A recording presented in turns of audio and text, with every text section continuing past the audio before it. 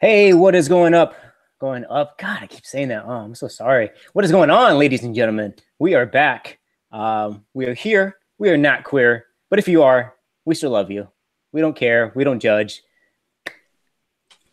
Yikes! I'm just saying, like, we're here for everybody. Like, we're not gonna judge anybody that actually watches, or show, episode, series, whatever you want to call it. We're here. There's 19 of you guys, or ladies, whichever you want to say. I don't want to get all political correct and whatnot. I figured there'd be more by this week, but it is what it is. I know you guys are busy with your work and lives and whatnot. But for real, tell your mom's hairdresser. I don't care. Tell your dad. Tell your dad's barber, Hairdresser. dude. Yeah, hairdresser. Yeah. Anyways, yeah, we're here. I don't really need to introduce ourselves anymore because I feel like you already know who we are. Um, Yeah. so yeah, again, I think we're gonna start off today with I guess, movement or session that's gonna happen pretty soon. What's today's date? The 21st. So in 3 days, it's called the March for Our Lives, and with that, I don't get it personally. I do, and then I don't. Like I don't. So I really want to know your two thoughts about it. This is the second one, right? First, I I would say this is the first one because technically when they stormed out the month anniversary of the shooting, that was just on them. Like they just decided to do it. With even on that, like that, why are you marching out of school? Like we all get it. Like everybody has been, or not everybody who but the people who have been in your shoes, like we understand that you are hurting, um, and that you're going to hurt for however long it takes you to grieve. But you march out of school for what? What does that accomplish? yeah, I don't know. I personally don't see the point in it either. It's just a big excuse to get out of the classroom. And what's kind of annoying about the whole thing too is that the teachers and administrations are encouraging this, which I find to be very questionable. And I also think it's very questionable concerning what happened in, where was it, Maryland, what, 2 days ago or something like that. That you're not really hearing much about that shooting, or you're not hearing the kids go on TV and talk about this shooting. And you know the reasons behind it, right? I mean, we can go on and speculate about the Yeah. reasons, but I'm pretty sure we would have a consensus here on what they are. But let's go into it. Rick, do you know much about it, or do I can fill you in like literally About the 2 minutes? march? No, About the about march? what happened. I think it was what, yesterday or 2 days ago. Oh, Two days ago. the one in Maryland? Yes. Not quite, but I mean, I think someone was able to assist with the prevention of students being killed. So thumbs up to that aspect. Yeah. Okay. So you're right there. Three kids got injured. One in critical condition. Um, it stopped in the snap of a finger, pretty much, because the school hired a representative officer, Resource officer. resource officer. I'm sorry, my bad. So Sounds they like hired. resource to me is utility belt is what he had on him. So the school hired a resource officer that was undercover, armed. So as soon as it happened, it ended like that. And it did not happen with an AR. It happened with a pistol. Mm-hmm. It Yeah. goes to show you that if someone is mentally screwed in their head, that they will do anything with anything. Yeah. It does not have to be an AR. It doesn't have to be a knife. Doesn't have to be a shotgun. It can be anything. Mm-hmm. Mm-hmm. Yeah, and I think one of the reasons why you're not hearing much about it on the news is because of the fact that for the past month we were told this story about how these weapons are absolutely dangerous and we need more gun-free zones and everything. But then it turns out like, oh, when you have somebody on campus that is there to protect, really what the guy did is what the sheriff in Florida should have done, but instead he didn't go in. Mm-hmm. So, but I mean, I think it's just interesting that we're hearing more about Trump and his sexual life of 10 years ago and how he's sleeping with porn stars when, you know, we have this major story here like, oh, well, this whole narrative that we've been pushing actually it kind of fell flat here. So I don't know. I think it that has a major it's a major factor in the coverage of the story. So with that story, you mentioned, Scott, before we started recording, the kid was 17 and had a pistol, and right. in that state, if I'm not mistaken, I'm pretty sure you have to be 21 to legally have a weapon or a gun, not a weapon, because you can use anything as a weapon nowadays. Yeah, and I think, I mean, that's from the statistics that I've read too. When it comes to violent gun deaths and stuff like that, for one, most of them are suicidal. And then second, they're used with legal firearms anyways. So pretty much what this march is going to be about is to get rid of ARs, I'm assuming, make sure that they're banned or make sure or try to get people to give their guns to the government so nobody is armed. What these kids don't understand, because they went from eating Tide Pods to trying to reform gun laws in 2 freaking days, is that there is a black market out there. There's always going to be somebody selling weapons. So drop the freaking Tide Pods, kids, and sit in school and stop exiting out of school to make a little march, because it's not working. I'm sorry, it isn't. And the fact that you exit out of middle day, in the middle of the day of school, and you go to a Walmart. I think this was in Texas. They go to a Walmart and they literally just wreak havoc. They destroy the entire Walmart while they're doing this little march, while they're supposed to be in school. I thought that's the point of school, to learn from the mistakes of the past so that you don't repeat it. But apparently some of these kids just want to skip the school and pretty much do whatever the hell they want. I mean, I don't know. I just feel like it must have been a big test day, because that would be the reason why I would march out. Like, what? You guys got a cause? All right, I got a test. Yeah, I'll do that instead. You know, that's basically what I would walk out on. And I think it would hurt me more than it would help a cause in the first place. And in fact, if you want to get successful, stay in school. So. Well, yeah, but I think it's also interesting to note that these politicians that came out and supported these kids, they all had armed security surrounding them.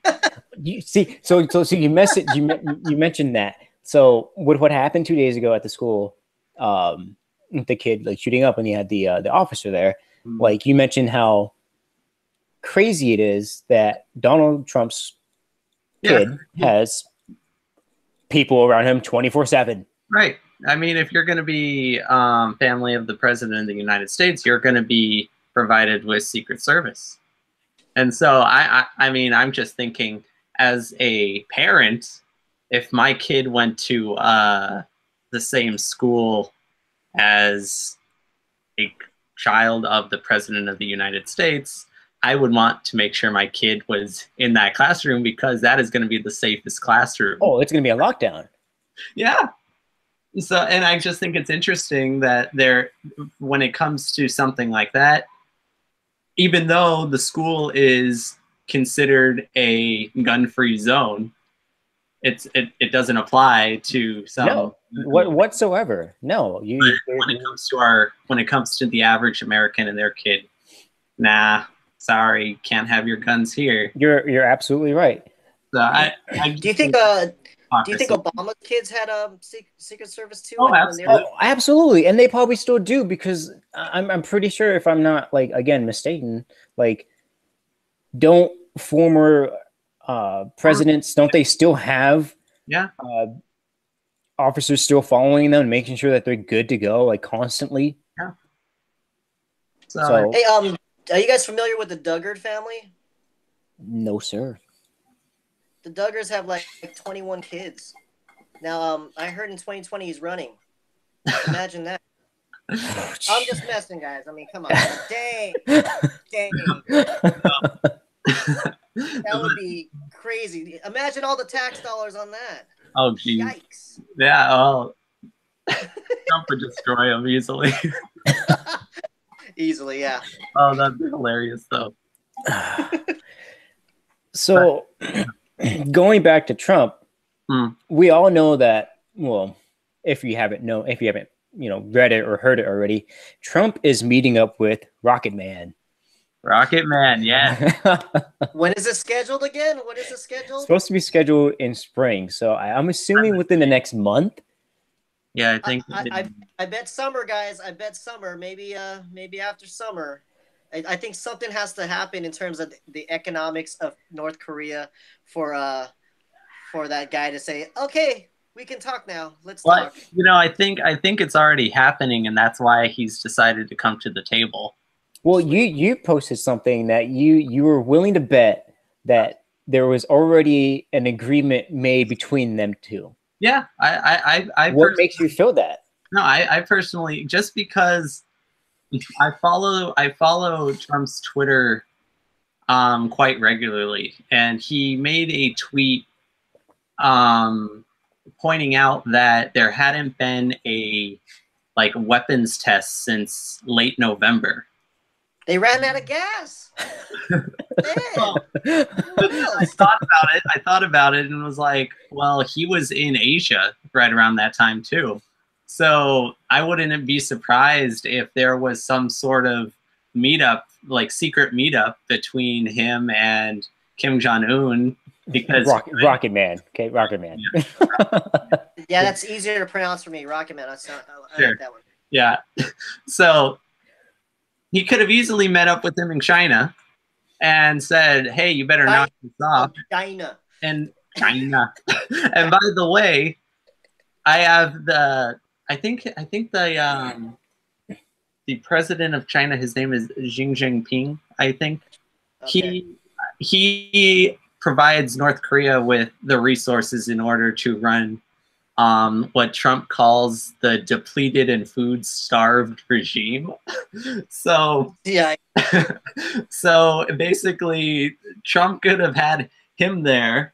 And, you know, this is all speculation, but he could have had him there and said, "Tell him I'm not going to let up the sanctions. So you better just knock off these tests. And oh, by the way, just to troll the media, I'm going to go out and say some outlandish things, and then we're going to convince them that there might be some nuclear fallout, and then we're going to bring peace, and they're going to look like complete idiots. And it's just another way to discredit these people that thought I couldn't win in 2016. See, okay, so what the? Whoa. Mine is blown. So what I saw the other day is it was a video pretty much comparing Trump and Obama, and how when Obama was in office, he wanted to do the exact thing that Trump is doing right now, was to go meet up with him and talk. Right. And everybody was giving crap to Obama.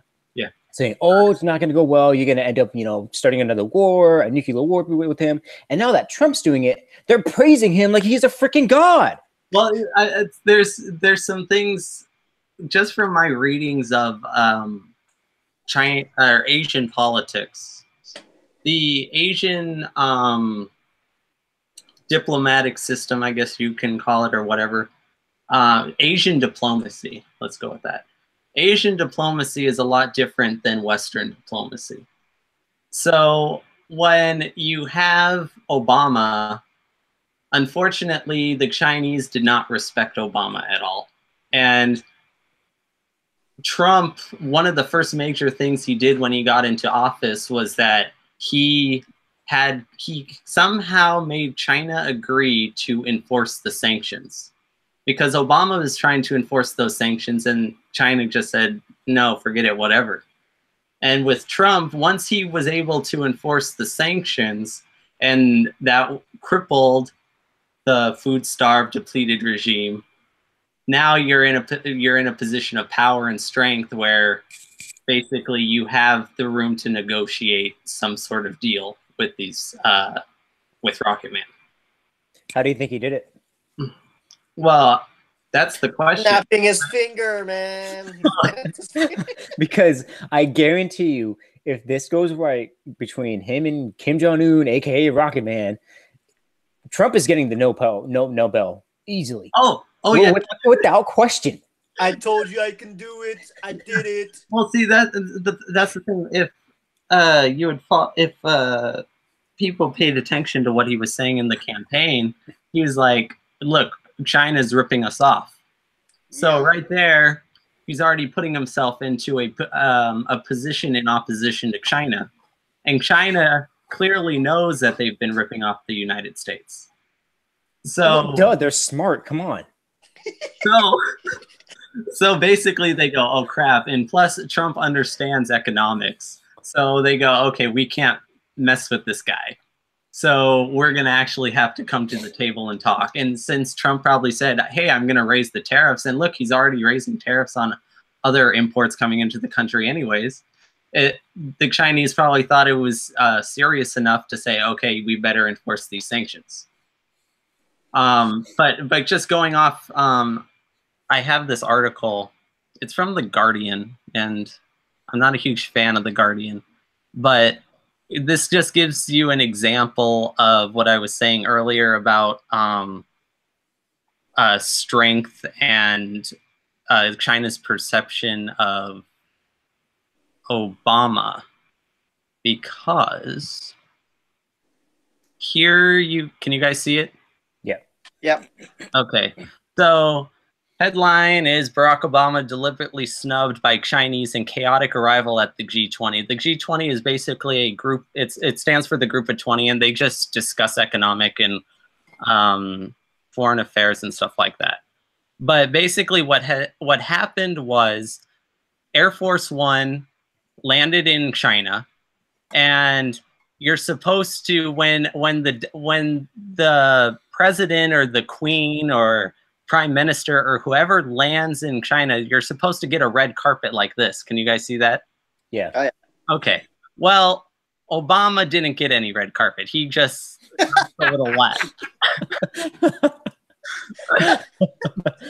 So the question was, did he get snubbed? And people say, yeah, he actually did get snubbed. And this is coming from a former ambassador of Mexico to China. Says he was convinced that Obama's treatment was a calculated snub. These things do not happen by mistake, not with the Chinese, who hosted President Enrique Peña Nieto during his time in Beijing. And then he goes on to say, I've dealt with the Chinese for 6 years. I've done these visits. I've received 2 Mexican presidents in China. I know exactly how these things get worked out. It's down to the last detail in everything. It's not a mistake. So I think when it comes to something like this, and let me get back. When it comes to something like this, and if you think about it, Rocket Man is a dictator. And there's only really one thing that dictators respect, and that is strength. I was going to say Oompa Loompas, but okay. But so, and really, but you're not a dictator. China is really, because China is such a communist country, and it seems like he's going to be in for power a long time too. The Chinese really respect strength too. So I just think they see Trump like as somebody who they just can't read, and basically say, okay, this guy, he's showing strength. And I mean, when Trump says there's going to be fire and fury, you know, the North Koreans are like, okay, maybe this guy is serious. Who knows? I don't know. I think he's just crazy. I know he's serious sometimes, but I think he's more crazy than anything. Well, I mean, maybe, but I don't think so. I think he just understands who he's dealing with. And well, yeah, definitely. But because I feel like he gives 0 Fs about what they think about him, because he's going to do what he feels is best for our country. What do you mean Fs? Don't even. I don't effing know what you're saying, man.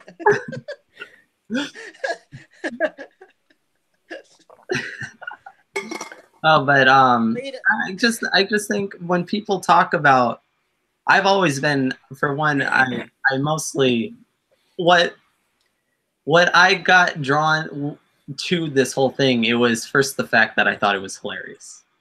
The very fact that you have the president of the United States going out on Twitter and just flat out calling another world leader, or a leader, Rocket Man, and then it automatically becomes a meme, and then he goes on to he makes a flat out dick reference / joke, and to me, I'm like, this is great, but people try to take these things seriously, and I go, yeah, but if you think of the threat, I mean, it's North Korea versus the United States military, and there's no freaking way that the North Koreans are going to come out in a good position if they decided to take on that fight.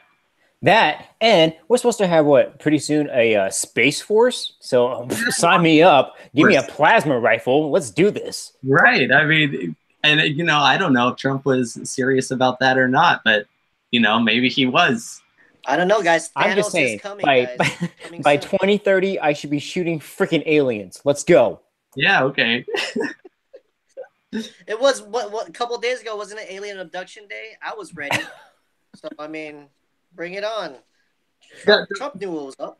The one thing that I wanted to bring up though was the fact that, what are your guys' thoughts on North Korea threatening the United States with nuclear weapons on numerous occasions?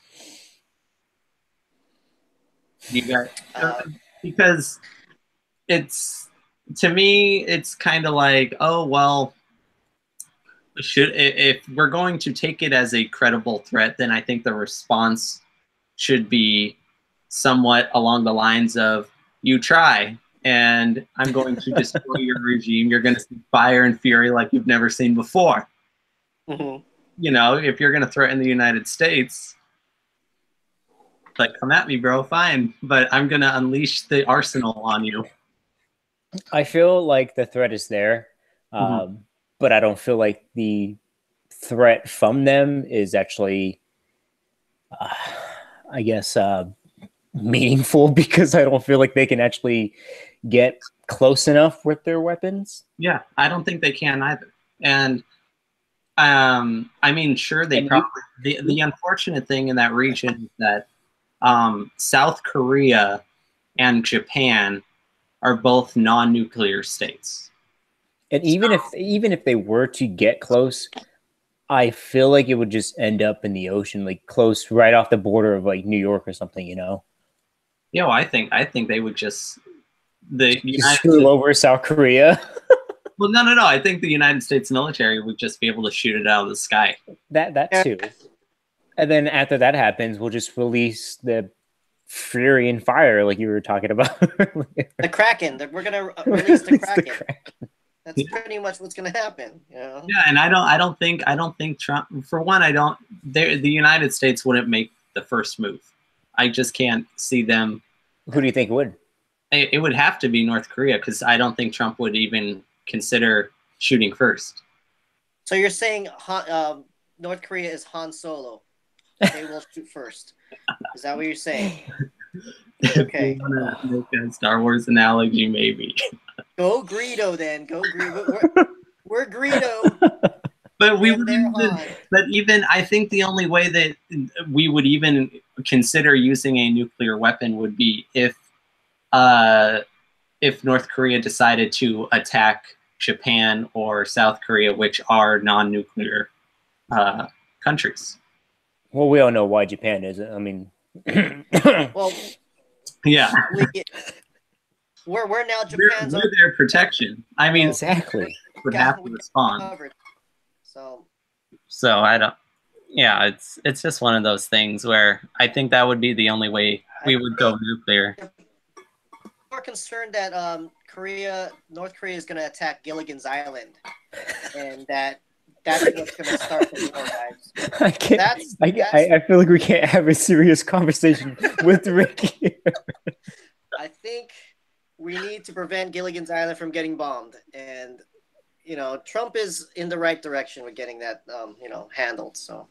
Yeah, I think he understands that. Look, if we don't solve this problem, then it's going to be nuclear war, and I don't want to go there. It's not good for the world, so we're gonna go a different way. Okay, so I just thought of this honestly. Do you think would there be a nuclear war first or a civil war first? Civil war within the United States, or yes? Ooh, I don't know. That's tough because. Go ahead, Rick. No, I don't think there's going to be a civil war. I think too many people love America too much to secede from it. So, I mean, if you secede from America, you go from number 1 to number, I don't know, whatever number comes after 1,000. Oh, 1,001. I don't know, but you just don't. Basically, I feel like if you want to fix America, you vote, or you not walk out of school though, but just get an education and figure out a way to fix it from the inside, not from the out. So. Yeah, it's really for me. It's kind of concerning just because how polarized everything is. I mean, it's the most pathetic thing in the world when people decide to like cut other people out of their life because they disagree with them politically and stuff. It's right. Absolutely. You don't find it entertaining? Because I do. I think it's funny. From on one level, I think it's hilarious. Because I think it's really funny because like I have a view on certain things, and then because it's not matching your view or whoever else's view, they get all triggered and defensive, and then they start personally attacking you. Oh right, yeah. I know exactly what I'm talking about, Scott. You do not need to bring it up. I feel like if you don't have anything to disagree upon, then there's nothing to talk about. I mean, it's just silence. Yeah, you have to be able to talk, and you have to be able to participate. And I mean, the thing that annoys the hell out of me is that these people think that like when they decide to enter the public sphere and they want to voice their opinion on something, it's like, don't be surprised if somebody disagrees with you and says, hey, you're full of shit, and this is why I think so.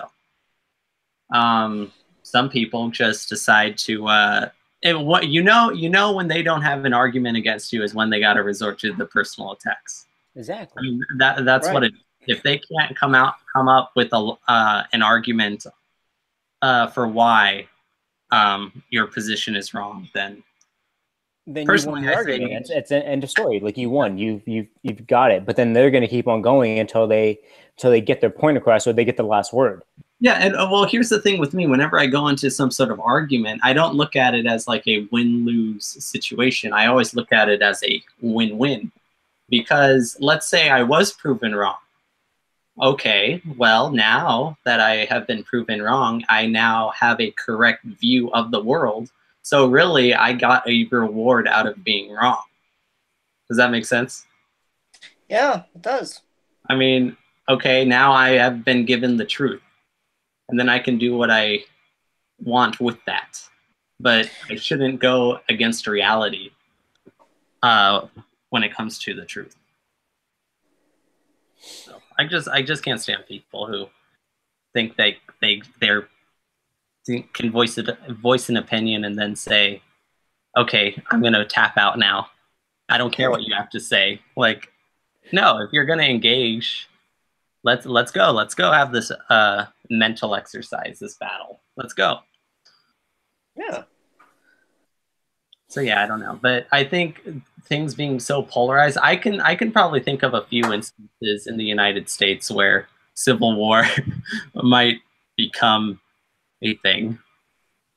Like if the Second Amendment got destroyed, Oh, they would not give up the gun. no, there's no way.